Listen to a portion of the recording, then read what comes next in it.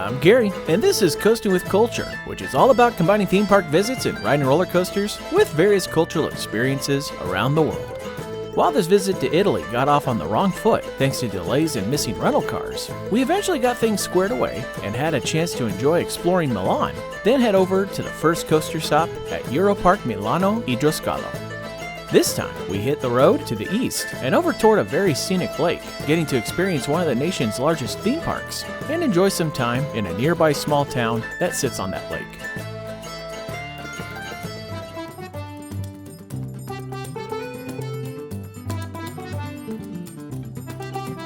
As we departed from Milan to make our way over to the Lake Garda area, the driving for this trip seemed to be comprised of very different experiences. Most of the driving was quite pleasant and relatively easy to do, although there would be part of the trip where that wasn't quite the case, but we'll get to that later down the road. For now, these roads would offer us a chance to see the Italian Alps to the north as we drove east.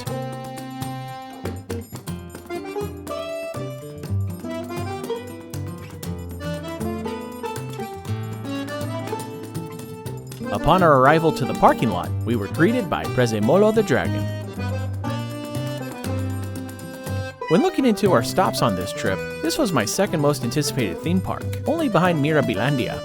And as we visited, I think this could have been the nicest park of the trip, as the park felt well maintained and has some pretty good theming for several of their rides.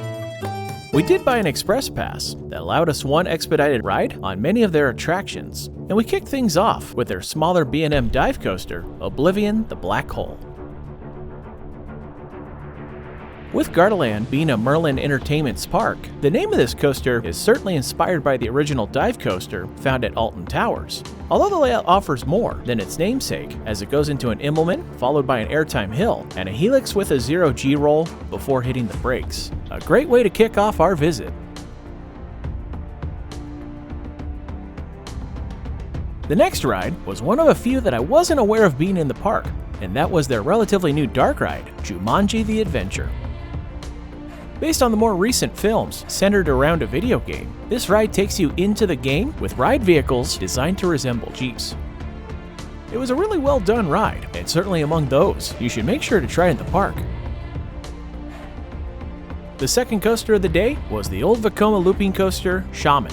I was really curious to see how this coaster rode, as it was among the many older rides from Vekoma and Aerodynamics that are seeing large portions of their track replaced as part of larger refurbishment projects. This is one of the more obvious ones, because you can see a huge difference in the joints connecting the rails to the spine. While there's a very scenic aspect of this ride, with the final helix encircling a large set of fountains, there was a less redeeming part of this old coaster. Yeah, the whiplash from that transition, woof.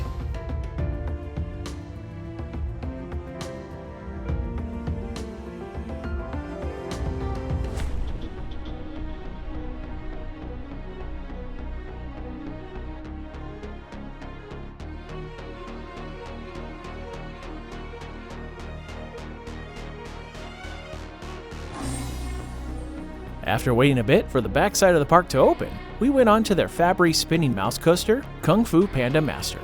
Themed after the popular DreamWorks animated film series, you walk through the queue, which is filled with many replica training dummies used by Master Shifu, and each car features one of the main characters of the film. Like other Fabry spinning mice, this ride doesn't spin nearly as much as those made by other companies, although it might be more appealing to those who aren't fans of spinning.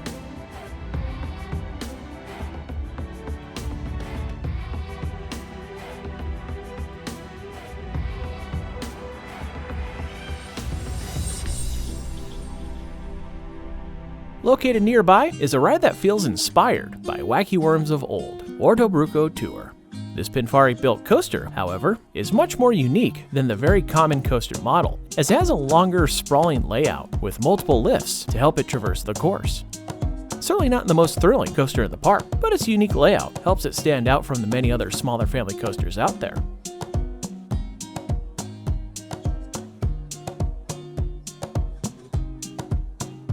With half of the park's coasters ridden, we decided to take a lunch break in their pirate-themed sit-down restaurant at Locanda Cosaro Nero. The shade of the outdoor patio was a nice break from the heat, especially with a cooling fan right next to us. Although I might have made a mistake when ordering the chicken fillet, now Not that it was bad, but it wasn't exactly something to write home about. I probably should have gotten the meatballs like Rick and Keith had, as they looked a lot better.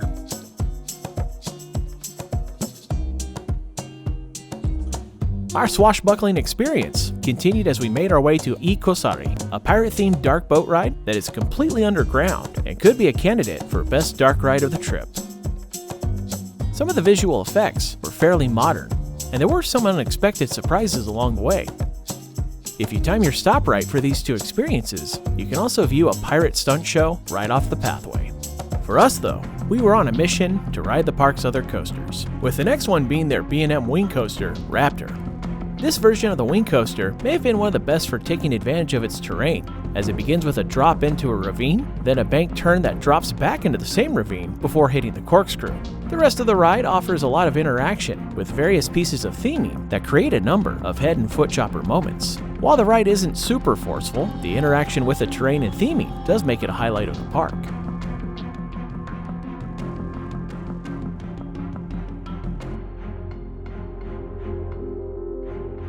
The next one, though, was definitely not a highlight, as it was one of the extended Vekoma SLCs, Blue Thunder. This ride, like many others of the type, was fairly rough and uncomfortable, so we only rode it once for the sake of the credit. The last coaster we rode, though, would be far more worthy of a second ride, and that was their Vekoma Mine Train coaster, Mammut. Take the standard Vekoma Mine Train, add several hundred more feet of track with a third lift hill and some solid-looking mountain theming, and you have Mammut, a really fun ride that has a few close encounters with the rocks that it travels through and around. Another feature of this park is that it sits in a very scenic location near Lake Garda, and you can hop onto Flying Island for a chance to enjoy the breathtaking views.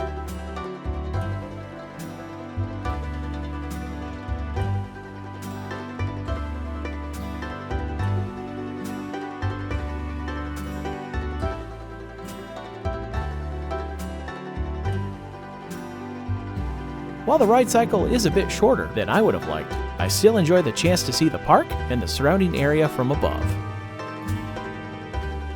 Our next ride, Fuga do Alantid, might cause a bit of debate among coaster counters, as this fairly well-themed Intamin designed water ride is different than most others.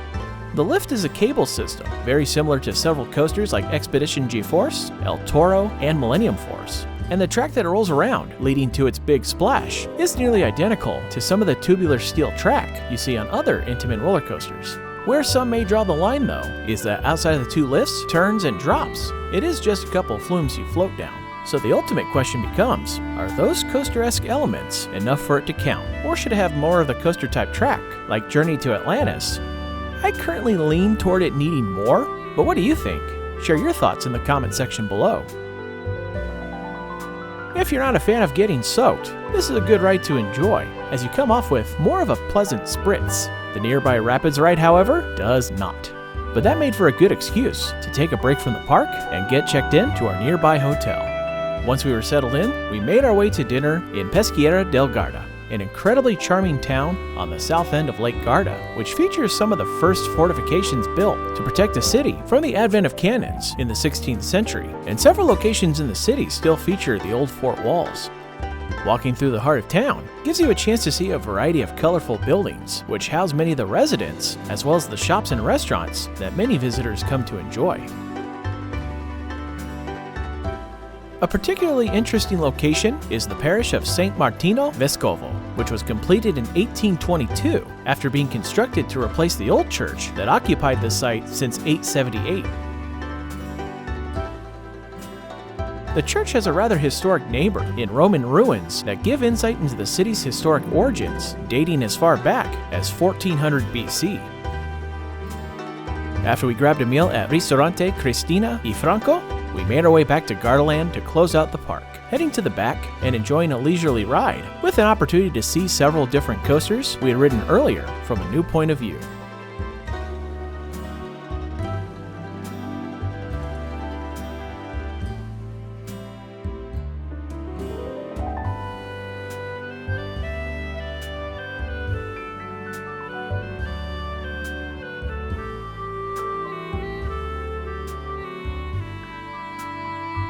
After our elevated tour around the park, we made our way over to Colorado Boat, the park's log flume, which isn't the most highly themed, but it's about an average length flume ride that winds through the backwoods of the park. And if you're looking for a solid cool down on a hot Italian summer, they've got you covered. To help us dry off, we went for another lap on Raptor, which I found to be the best coaster in the park. And then we ended our evening with a ride aboard the Gardaland Express, which offers views of several park attractions and a ride through the Gallery of Fantasy.